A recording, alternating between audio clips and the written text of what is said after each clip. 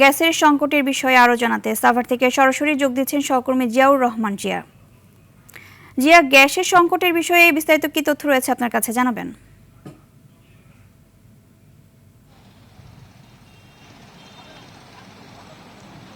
এবার আমি এই মুহূর্তে আছি সাভার থানা স্ট্যান্ড এনার্জি পাম্পে। সেখানে আমি যেটি দেখছি যে এখানে দীর্ঘ গাড়ির সিরিয়াল, এখানে প্রাইভেট কার, বাস এবং আরও যেসব পরিবহন আছে, যেসব পরিবহন গ্যাস দিতে এসেছে সে দীর্ঘ লাইন রয়েছে।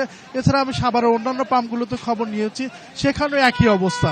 বেশ কিছু পাম্প এর জন্য মাঝে মাঝে বন্ধ রাখছে, আবার চালু রাখছে। তারা একটি কথা বলছে, যেহেতু গ্যাস পাচ্ছে না, গ্রিডে গ্যাসের প্রেশার কম, সে কারণে তারা গ্যাস দিতে পারছে না। এবং গ্রাহকরা যারা আছেন, বিশেষ করে প্রাইভেট কার চালক, বাস চালক, এরা দীর্ঘ লাইনে ঘন্টার পর ঘন্টা অপেক্ষা করছেন গ্যাস নেওয়ার জন্য। আপনাকে যদি দেখি যে এই যে সিএনজি পাম্পটির দৃশ্য আপনি দেখেন, যে এখানে পুরো পাম্প জুড়েই একটা মনে হচ্ছে যে গাড়ির একটি অবরোধ।